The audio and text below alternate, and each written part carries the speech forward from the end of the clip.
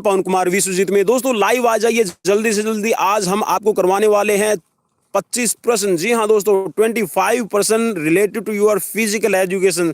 So be ready for your with pen and paper. दोस्तों pen और paper लेकर ready हो जाइए। आज हम आपको करवाने वाले हैं नॉन स्टॉप 25 क्वेश्चन, और दोस्तों जल्दी से जल्दी करवाएंगे। जी हाँ, आज मैं आपको कम टाइम दूंगा, तो बिल्कुल पेन और पेपर लेकर रेडी हो जाइए, और हो सके तो जितना शेयर कर दीजिए। जी हाँ, शेयर जरूर कीजिए, ताकि आपके लिए हम और भी नया क्वेश्चंस का जो मटेरियल है वो लेकर आते रहें, और आपके लिए हम ऐसे ही लगातार जो क्वेश्चंस की सीरीज है वो आप सबको प्रोवाइड करवाते रहें। तो दोस्तों मैं पवन कुमार विश्वजीत आप सबका स्वागत करता हूं आपके अपने यूट्यूब चैनल पवन कुमार विश्वजीत में। चलिए आज की सीरीज की शुरुआत करते हैं, और बिना वक्त गवाए आज करवाते हैं आज आपको 25 क्वेश्चन। तो दोस्तों कल मैं आपको इस सीरीज के करवा चुका हूं 20 क्वेश्चंस, और आज है क्वेश्चन नंबर 21। तो 21 से लेके 45 नंबर क्वेश्चन तक मैं आपको कंटिन्यू करवाने वाला हूं 25 question. So be ready with paper and pencil. So पहला प्रश्न आपकी स्क्रीन पर है, जल्दी से जल्दी जो भी आए शेयर कर दीजिए। लाइव चैट आप नहीं कर पाएंगे, शेयर जरूर करता रहिएगा, और मैं आपके लिए जो एक स्पेशल सीरीज लेकर आऊंगा जिसमें आप हमें लाइव चैट करके अपना जो आंसर है वो रिप्लाई कर सकते हैं।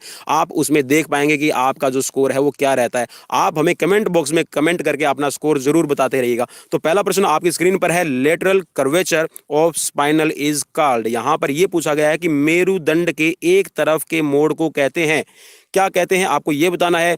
काइफोसिस, स्कोलोसिस, लॉर्डोसिस, या फिर स्पॉन्डिलाइसिस, या फिर आपका स्पॉन्डिलाइसिस। तो इन चार में से कौन सा यहां पर सही उत्तर है आप देख लीजिए। मेरुदंड जब एक साइड में झुक जाता है, मींस आपका जो वर्टिब्रा है, जो आपकी रीढ़ की हड्डी है, अगर वो एक तरफ मुड़ जाए तो उसको क्या कहा जाता है। बिल्कुल आपने सही पहचान लिया है, मुझे पता है आप सही आंसर पहचान लेंगे। सो right answer here is scoliosis. जी हाँ, स्कोलोसिस में आपकी जो रीढ़ की हड्डी है, अब मैं साइड में आपको आपके लेफ्ट साइड में बना के बता रहा हूं कि कैसे बनाती है। ये आपका कर्वेचर बनाती है। कर्वेचर मींस आपकी कर्व बनाएगी, या तो बनाएगी दोस्तों सी टाइप की, ठीक है, या फिर सी का उल्टा बना देगी, या फिर बनाएगी एस टाइप का। आपका जो रीढ़ की हड्डी है वो कर्वेचर बन जाता है, तो इसको कहते हैं आपका स्कोलोसिस, जब आपकी जो मेरुदंड है वो एक तरफ मुड़ जाए। So next question on your screen, question number है आपका 22। Abrasion is an injury to. यहां पर आपको यह बताना है कि जो एब्रेशन है वो किसकी इंजरी है। ठीक है, एब्रेशन का मतलब ये होता है कि जब आप किसी हार्ड सरफेस पे, जब आप किसी जो आपका ग्राउंड है आप उस पे ड्रैग कर जाते हैं, घिसट जाते हैं, तो उस टाइम पे आपकी जो उसमें एक चोट लगती है, और उस चोट की लगने की वजह से आपकी स्किन पर थोड़े से जैसे स्पॉट बन जाते हैं, घिस्टन लगती है, रगड़क लगती है। तो उस रगड़क लगती है तो वो कहाँ लगती है आपको ये बताना है। मैंने जी हाँ बिल्कुल आपको रिप्लाई भी कर दिया है। आपके पास में 4 ऑप्शंस हैं, यहाँ पर आपको पहचानना होता है इनमें से स्किन, बोन, लिगामेंट, मसल्स। सो आपकी जो ये इंजरी है ये है आपकी त्वचा की इंजरी। जी हाँ, एब्रेशन में जो आपकी त्वचा है वो छिल जाती है ग्राउंड पर आपकी रगड़क लगने की वजह से, और रगड़क मीन्स आपका एब्रेशन। और इसको जो ये त्वचा है, तो त्वचा हमारी जो होती है वो सॉफ्ट टिश्यूज की होती है, जो हमारे मुलायम ऊतक होते हैं उनसे बनी हुई होती है। तो यहां पर जो सही आपका आंसर है वो है आपका फर्स्ट। नेक्स्ट क्वेश्चन की तरफ बढ़ते हैं। नेक्स्ट क्वेश्चन आपकी स्क्रीन पर है, बिल्कुल जल्दी जल्दी मैं फास्ट आपको करवाने की कोशिश करूंगा। नेक्स्ट क्वेश्चन है आपका, in case of sprain the best immediate treatment is. यहां पर यह पूछ रहा है कि अगर मोच आ जाए तो मोच में सबसे अच्छा और तुरंत उपचार क्या हो। जी हाँ, बिल्कुल पहचानना होगा आपको, यहां पर आपका क्या रहेगा। चलिए जल्दी से जल्दी जो अपना यहाँ पर सही आंसर है वो पहचान लीजिए कि आप किससे उपचार करेंगे। जी जरूर जरूर जरूर पहचान लीजिए आपकी किसकी चोट है। चलिए जरूर पहचान लीजिए। मैं क्वेश्चंस आपको एक बार दिखा देता हूँ, जो भी साथी हमारे यहाँ पर नए आए हैं बिल्कुल देख लीजिए।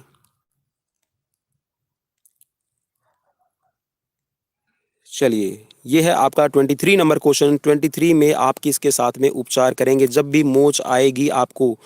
जी हाँ, बिल्कुल आपने सही पहचान लिया है, आप तुरंत बर्फ से उपचार करेंगे। जी हाँ, आपको आइस थेरेपी देनी होती है। मोच जब भी आती है तो आपको वहाँ पर गर्म पानी से उपचार नहीं करना है, जल चिकित्सा नहीं करनी है, मिट्टी से आपको चिकित्सा नहीं करनी है, आपको आइस थेरेपी का यूज़ करना है।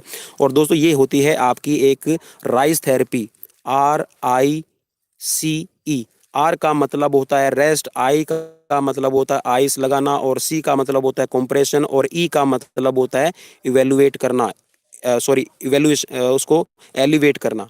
एलिवेट का मतलब उठाना। नेक्स्ट क्वेश्चन आपकी स्क्रीन पर है, क्वेश्चन पहचान लीजिए।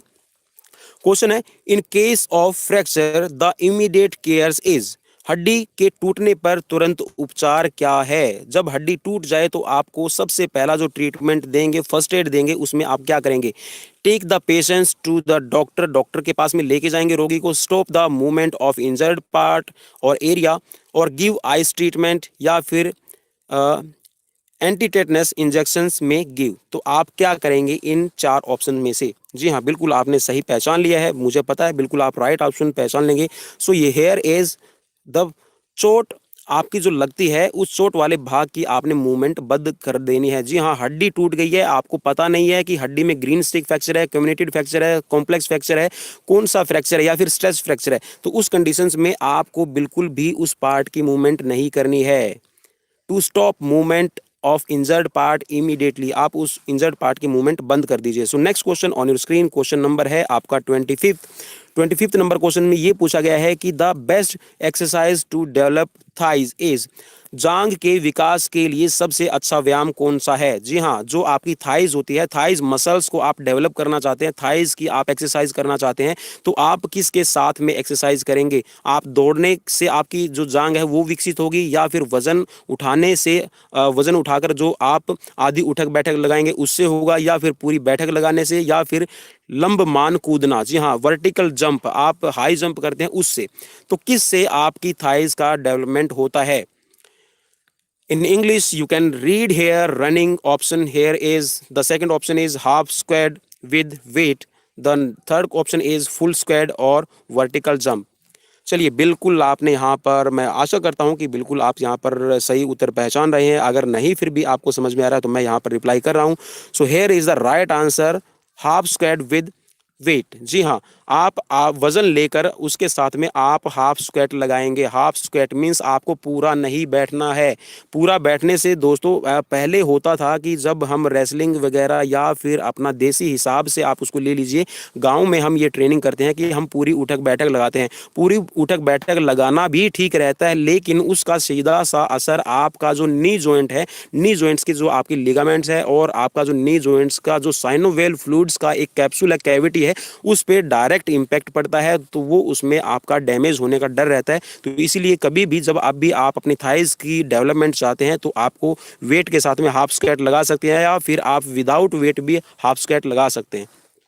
नेक्स्ट क्वेश्चन आपकी स्क्रीन पर आ रहा है। नेक्स्ट क्वेश्चन है यहाँ पर 26, appropriate exercise to develop abdomen muscles is, पेट की मांसपेशी के विकास के लिए उपयुक्त व्यायाम कौन सा है? आपको चार ऑप्शंस दिए गए हैं। फर्स्ट ऑप्शन है bend and reach exercise, chin ups the bar, sit ups, या फिर कैलिस्थेनिक एक्सरसाइज। यहाँ पर ये पूछा गया कि पेट की आप कोर मसल्स, एब्डोमिनल मसल, जो आपकी पेट की मसल्स है, आप उसको स्ट्रांग बनाना चाहते हैं, तो आप कौन सा व्यायाम करेंगे? चार ऑप्शंस में आपका दिया गया है, बैठकर आगे झुक जाना और पंजे को छूना, या फिर ठोड़ी को ऊपर उठाकर आप छड़ को छूना, आप पुलअप्स लगाते हैं, या फिर घुटने मोड़कर सेटअप्स लगाएंगे, या फिर औपचारिक कसरतें जो आपकी नॉर्मल एक्सरसाइज होती है वो करेंगे।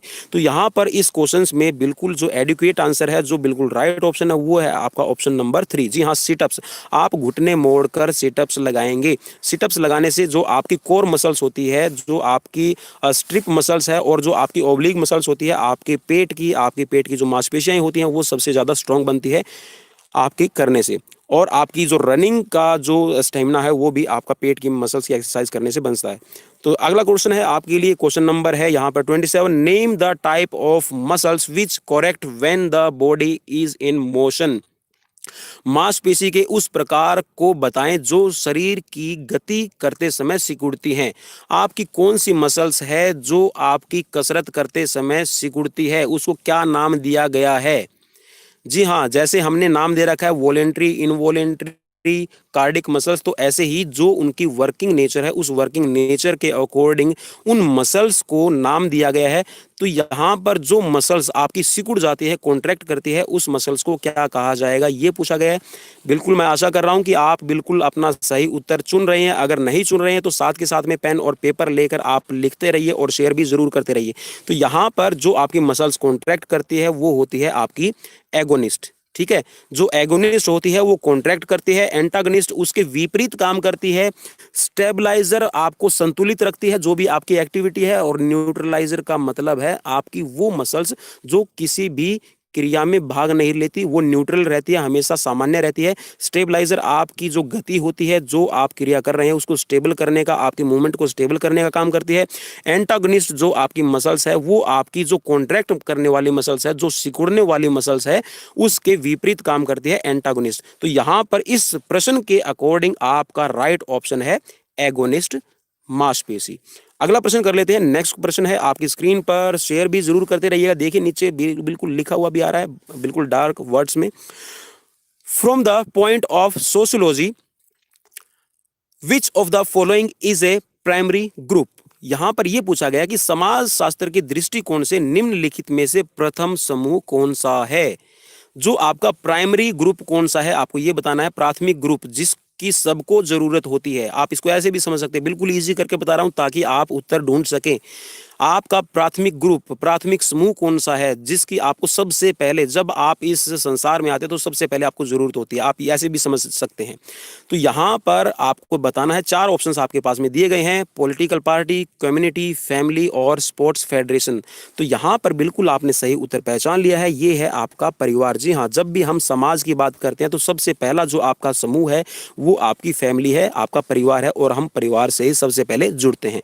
अगला प्रश्न कर लेते हैं। लाइक और शेयर बिल्कुल करते रहिएगा, और बिल्कुल 8 बजे आप सब के लिए मैं सीरीज लेके आने वाला हूं। जो हरियाणा अपने एस्टेट की तैयारी कर रहे हैं या फिर कॉम्पिटेटिव एग्जाम्स की तैयारी कर रहे हैं, उनसे रिलेटेड हरियाणा जीके के क्वेश्चंस हम लेकर आने वाले हैं, और बिल्कुल जो आपकी हरियाणा की लैंग्वेज है उसमें हम आपको करवाएंगे। सो next question here is hydrotherapy means. यहां पर यह पूछा गया है कि जल चिकित्सा का अर्थ क्या है, आपको यह बताना है। चार ऑप्शंस आपकी स्क्रीन पर हैं। थेरेपी विद वेव्स मींस तरंगों से उपचार। नेक्स्ट है थेरेपी विद वाटर, पानी से उपचार। थेरेपी विद ऑयल, तेल से उपचार। या फिर थेरेपी विद हीट, गर्मी से उपचार। जी हाँ, हाइड्रो अगर नाम आपने सुना है तो आप बिल्कुल पहचान लेंगे, और जहां पे जल लिखा हुआ है तो जल को आप पानी में कन्वर्ट कर लीजिए। बिल्कुल आपने सही पहचान लिया है। तो जो आपकी हाइड्रोथेरेपी है वो आपकी चिकित्सा होती है पानी से उपचार करने की। और दोस्तों ये स्पोर्ट्स मेडिसिन में जब चोट लगती है तब ये रिहेबिलिटेशन प्रोसेस में भी यूज किया जाता है, पुनर्वास में भी यूज किया जाता है। नेक्स्ट क्वेश्चन आपकी स्क्रीन पर है, क्वेश्चन नंबर है 30। Which is not the following factor affecting physical fitness and wellness. यहां पर यह पूछा गया है कि निम्नलिखित में से कौन सा घटक शारीरिक दक्षता और स्वास्थ्य मींस वेलनेस को प्रभावित नहीं करता। देखिए, जो हमारी फिजिकल फिटनेस होती है, हमारे जो फिजिकल फिटनेस के कंपोनेंट्स होते हैं, speed, strength, flexibility, agility, neuromuscular coordinations और आपका स्ट्रेंथ। तो दोस्तों इनको कौन सा, या फिर जो आपका स्वास्थ्य है, वेलनेस जो आपके काम करने की योग्यता है, सुयोग्यता, उसको कौन सा कारक यहाँ पर प्रभावित नहीं करता। चार ऑप्शंस आपकी स्क्रीन पर है। कोऑर्डिनेटिव एबिलिटी मीन्स तालमेल योग्यता। नेक्स्ट है स्पीड मीन्स गति। नेक्स्ट है गुड पोस्चर, अच्छा आसन। या फिर एक्सप्लोजिव स्ट्रेंथ। बिल्कुल आपने सही पहचान लिया। तो जो आपकी विस्फोटक शक्ति है वो आपकी फिजिकल फिटनेस, आपकी वेलनेस को प्रभावित नहीं करती। तो right answer here is right answer option number 4, explosive strength. Next question on your screen, question number here is 31। The question is asking that international table tennis association was formed in the year. यहां पर यह पूछा गया है कि जो आपकी अंतरराष्ट्रीय टेबल टेनिस संघ की स्थापना कब हुई है, आपको यह बताना है। अंतरराष्ट्रीय टेबल टेनिस संघ की स्थापना कब हुई है। चार ऑप्शंस आपकी स्क्रीन पर हैं। 1924, 1926, 1927 और 1930।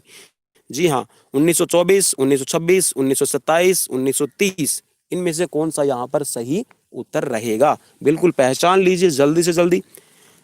जी हाँ, आशा करता हूँ कि आपने पहचान लिया है। तो यहाँ पर मैं आपको सही आंसर बता देता हूँ, ये है आपका 1926। जी हाँ, जो आपकी टेबल टेनिस एसोसिएशन है ये आपकी बनी थी 1926 में, 1926 में। Next question. So next question on your screen, question number 32 means today's 12 number question. In which Olympic India participated in basketball game? किस ओलंपिक में भारत ने बास्केटबॉल स्पर्धा में भाग लिया था? चार ऑप्शंस आपकी स्क्रीन पर हैं। ओलंपिक दिया हुआ है और ओलंपिक के सामने ईयर दिया हुआ है कि किस जगह पे आपका ओलंपिक हुआ है। टोक्यो 1964, म्यूनिक 1972, मॉन्ट्रियल 1976 और मॉस्को 1980। जी हाँ, बास्केटबॉल में भारत ने फर्स्ट टाइम कब पार्टिसिपेट किया ओलंपिक गेम्स में? बिल्कुल आपने सही उत्तर पहचान लिया है। अगर नहीं पहचाना है तो मैं अभी बता देता हूँ। जी हाँ, मॉस्को 1980, 1980 में मॉस्को में जो आपका ओलंपिक हुआ था, इसमें भारत ने पहली बार बास्केट गेम्स में पार्टिसिपेट किया था। So next question on your screen, question number here is 33 number question asking to us what is the time durations of men's kabaddi game?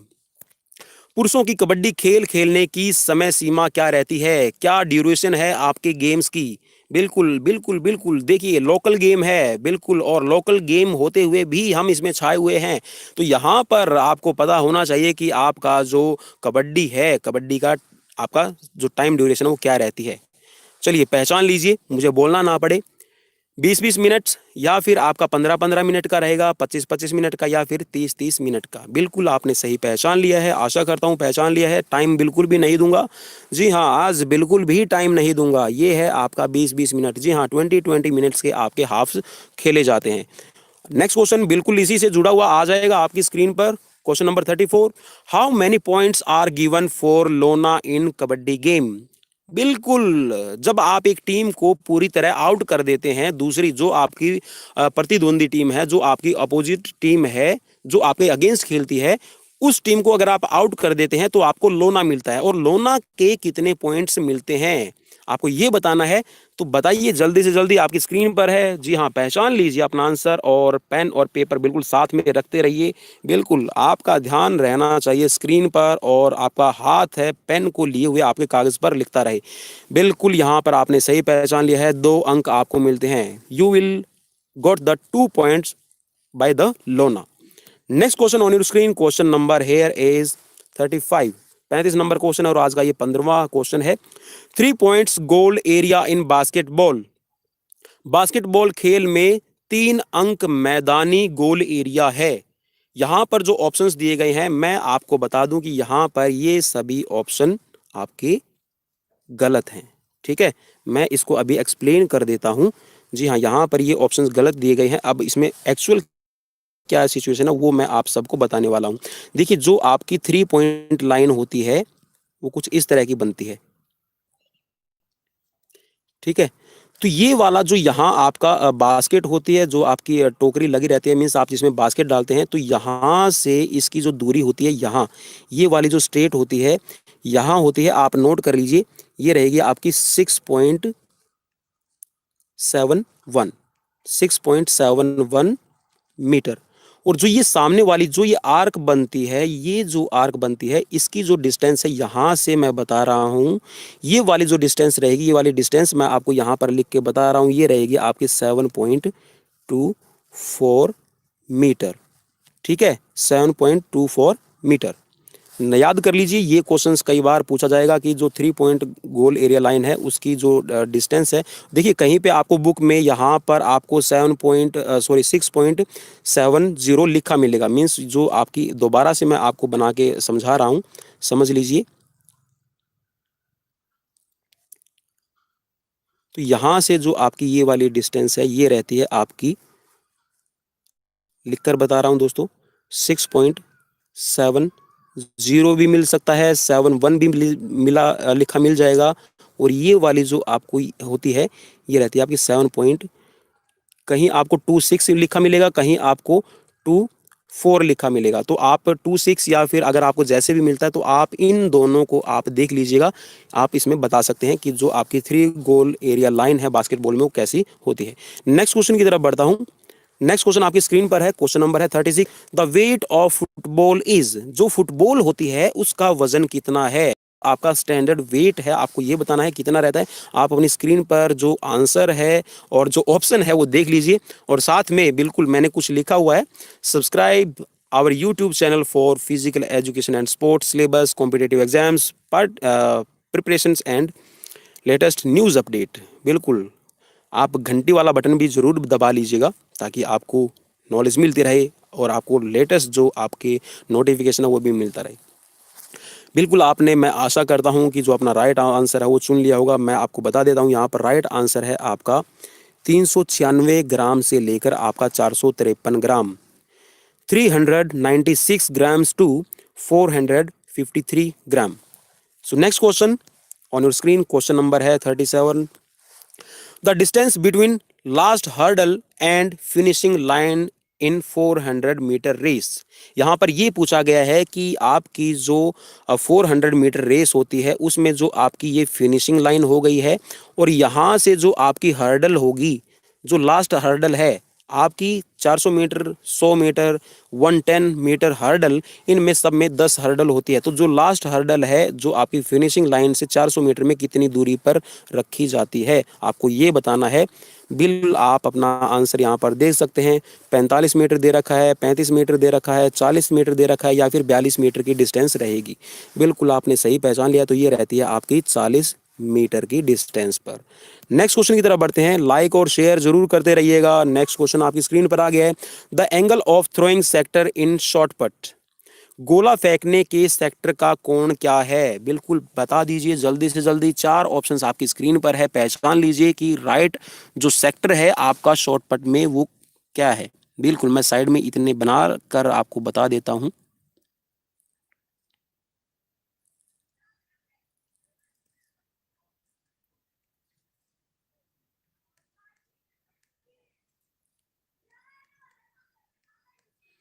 जी पहचान लिया होगा आपने।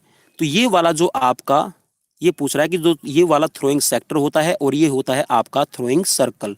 थ्रोइंग सर्कल में से आप थ्रो करते हैं और थ्रोइंग सेक्टर में आपका जो शॉर्ट पट है वो लैंड होता है। तो ये वाला जो एरिया है, ये वाला जो एरिया है, ये आपका रहेगा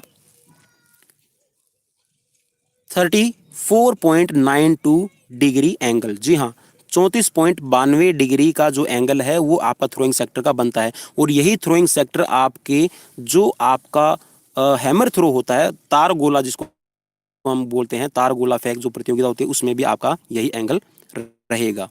ठीक है, आपका जो डिस्कस थ्रो है उसमें भी यही एंगल बनता है। Next question on your screen, question number here is 39। In volleyball for overhead pass, यहां पर यह पूछा गया है कि जो वॉलीबॉल में सिर के ऊपर से बॉल को पास देने में आप किसका प्रयोग करते हैं? सिर का प्रयोग होता है, एक हाथ की उंगलियों का प्रयोग होता है, या फिर दोनों हाथ की उंगलियों का प्रयोग होता है, या फिर दोनों हाथ के पंजों का प्रयोग किया जाता है? जी हाँ, दोनों हाथ के पंजे। आप किसका प्रयोग करेंगे मुझे जरूर बताइएगा। कमेंट बॉक्स में भी आप कमेंट कर सकते हैं, लेकिन लाइव चैट आप नहीं कर पाएंगे।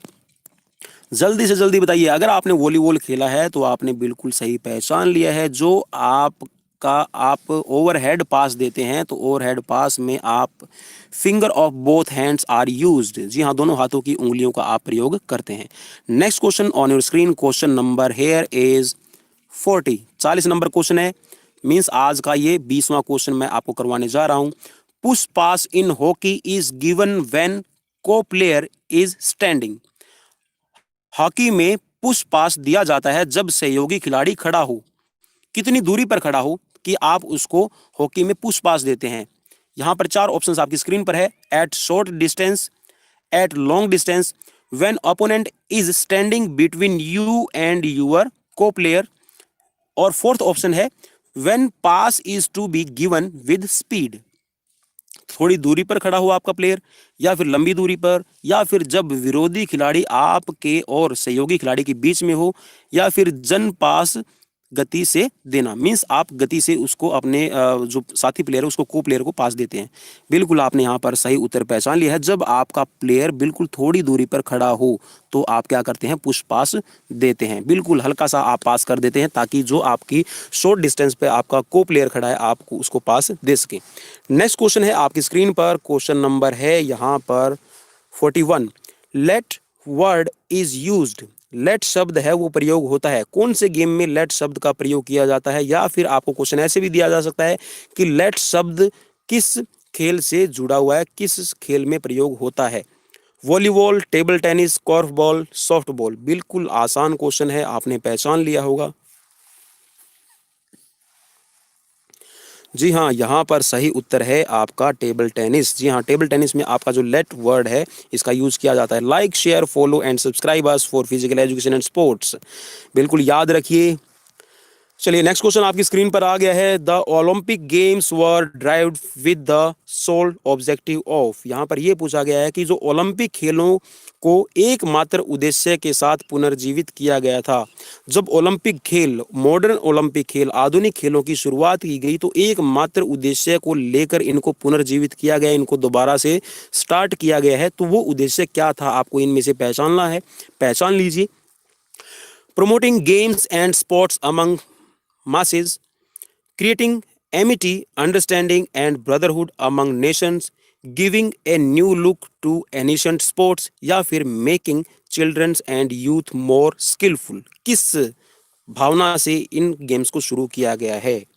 चलिए आपकी स्क्रीन पर है, पहचान लीजिए जल्दी से जल्दी। जनता के बीच खेलकूद को बढ़ावा देना, राष्ट्र के बीच सौहार्द, समझ एवं भाईचारे की भावना को बढ़ाना और निर्माण करना, या फिर प्राचीन खेलों को एक नया रूप देना, या फिर बच्चों और युवाओं को अधिक कुशल बनाना। जी हाँ, बिल्कुल आपने सही पहचान लिया है, ये है आपका ऑप्शन नंबर सेकंड। जी हाँ, राष्ट्रों के बीच सौहार्द मीन्स शांति बनाए रखना, उनके बीच में अंडरस्टैंडिंग पैदा करना, ब्रदरहुड भाईचारे की भावना से, और नेशंस को बिल्डअप किया जा सके, नेशन को दोबारा से निर्माण कार्य में लगाया जा सके। इसीलिए इन ओलंपिक खेलों की शुरुआत की गई थी, क्योंकि जो आपके इस टाइम पे जब ये गेम शुरू हुए तो एक दूसरे राज्य पर, एक दूसरे की स्टेट पर, एक दूसरे की कंट्री पर, लोगों के बीच, राष्ट्रों के बीच ये भावना थी कि कब्जा किया जाए, युद्ध होते थे। तो इसीलिए जो आपके ओलंपिक गेम्स है वो बैरन पियरे डी कुबर्टिन, जो फ्रांस के एक शिक्षाविद थे, एक फिलोसफर थे, इन्होंने इन गेम्स की शुरुआत की। नेक्स्ट क्वेश्चन आपकी स्क्रीन पर है, क्वेश्चन नंबर है यहाँ पर 43। The 5 interlinked rings of 5 different colour on the Olympic flag reflects, Olympic के झंडे पर 5 अलग अलग रंग के आपस में मिले हुए छल्ले दर्शाते हैं। क्या दर्शाते हैं आपको ये बताना है। The unity of the world, the brotherhood among mankind, the international cooperation, या फिर the sporting spirit of man. जी हाँ, बिल्कुल। जब आप किसी चीज को अलग अलग नहीं कर रहे हैं, जो अलग अलग रंग के छल्ले हैं वो आपस में जुड़े हुए हैं, मिले हुए हैं, टच में है, इसका मतलब है बिल्कुल सीधा सा कि दुनिया के अंदर भाईचारा है। दुनिया के जो सभी देश हैं, मीन्स जो 5 रंग के अलग अलग आपको छल्ले, रिंग्स दिखाई देती हैं, वो अलग अलग कॉन्टिनेंट्स, अलग अलग महाद्वीप को रिप्रेजेंट करते हैं, और ये आपस में जुड़ी हुई है। तो ये इस बात का प्रतीक है कि इस दुनिया में एकता है, भाईचारा है। बिल्कुल। नेक्स्ट क्वेश्चन बढ़ते हैं। नेक्स्ट क्वेश्चन लाइक और शेयर जरूर करते रहिए। नेक्स्ट क्वेश्चन आपकी स्क्रीन पर, the venue of 2000 summer Olympic was, ग्रीष्मकालीन ओलंपिक 2000 के अंदर जो खेले गए थे सन 2000 में, उनका स्थान कौन सा था, किस जगह पर करवाए गए हैं? बिल्कुल बिल्कुल आपने सही पहचान लिया है। और इस ओलंपिक में 2000 जो ओलंपिक हुआ था सन 2000 में, इसमें कर्णम मल्लेश्वरी ने 69 केजी वेट कैटेगरी, जी हाँ 69 weight category of weight lifting, जी हाँ 69 किलोग्राम भार वर्ग में वेट लिफ्टिंग में भारोत्तोलन प्रतियोगिता में कर्णम मल्लेश्वरी ने, जो आंध्र प्रदेश से बिलोंग करती है, हरियाणा के अंदर उनकी शादी हुई है, और यमुनानगर डिस्ट्रिक्ट से वो अभी फिलहाल वहाँ यमुनानगर डिस्ट्रिक्ट से संबंधित है। तो उन्होंने जीता था ब्रोंज मेडल, कांस्य पदक जीता था। जी हाँ, बिल्कुल सही पहचान लिया। अब आपकी याददाश्त तेज हो चुकी है। सिडनी ओलंपिक हुआ था और इसी में कर्णम मल्लेश्वरी ने जीता था ब्रोंज मेडल वेट लिफ्टिंग में। नेक्स्ट क्वेश्चन, बिल्कुल साथ के साथ में आप सबको मैं अलग अलग जो डिफरेंट टाइप ऑफ नॉलेज है वो प्रोवाइड करवाने की कोशिश कर रहा हूँ। In which year the Rajiv Gandhi Khel Ratna award was instituted. जी हाँ, राजीव गांधी खेल रत्न अवार्ड कब शुरू किया गया था। देखिए ये क्वेश्चंस बार बार रिपीट हो रहे हैं, मैं नए नए क्वेश्चंस लेकर आने की कोशिश करता हूँ और कहीं ना कहीं मुझे किसी ना किसी सीरीज में कितना भी पुराना मैं क्वेश्चन पेपर उठा लूँ, चाहे कहीं से भी उठा लूँ, ये क्वेश्चंस बार बार घूम कर आ ही जाता है। तो यहाँ पर जो क्वेश्चन है इसमें ये पूछा गया कि राजीव गांधी खेल रत्न अवार्ड, राजीव गांधी खेल रत्न पुरस्कार की शुरुआत किस वर्ष हुई थी। जी हाँ, बिल्कुल सही पहचान लिया आपने, 1991-92 में। 1991-92 में आपके राजीव गांधी खेल रत्न अवार्ड की शुरुआत की गई है। और इससे पहले अर्जुन अवार्ड जो दिया जाता था, अर्जुन जो पुरस्कार दिया जाता था, वो सन 1961 में शुरू किया गया। और 1961 में जब शुरू किया गया तो राजीव गांधी खेल रत्न अवार्ड से पहले अर्जुन खेल पुरस्कार जो खिलाड़ियों को दिया जाता था वो सबसे सर्वोच्च पुरस्कार था खेलों की दुनिया में भारतवर्ष के लिए। लेकिन जैसे ही राजीव गांधी खेल रत्न अवार्ड शुरू हुआ तो इसमें जो कैश प्राइज था वो ज़्यादा होने की वजह से इसका जो महत्व वो ज़्यादा बढ़ गया और इसको सबसे सर्वोच्च पुरस्कार कहा जाने लगा। और अब भी फिलहाल इसमें जो आपको धनराशि दी जाती है, जो कैश प्राइज मिलता है, वो आपको मिलता है पूरे 25 लाख रुपए। चलिए दोस्तों, ये थे आज के क्वेश्चंस। आपको कैसे लगे आप हमें कमेंट बॉक्स में कमेंट करके ज़रूर बताइएगा। And thanks for watching. और आप हमें इतना प्यार दे रहे हैं, आप हमें इतना सहयोग कर रहे हैं, इसके लिए भी मैं आपका तहे दिल से शुक्रगुजार हूं। और ऐसे ही आप हमारे साथ में बने रहिएगा। हम आपके लिए लेटेस्ट क्वेश्चन सीरीज और जो आपके कॉम्पिटिटिव एग्जाम से रिलेटेड बेस्ट सीरीज है वो आपको प्रोवाइड ऐसे ही करवाते रहेंगे। So like, follow, share and subscribe also YouTube channel and Facebook page. Thank you and have a nice day. We will meet again in a new series and with the new questions. Thank you.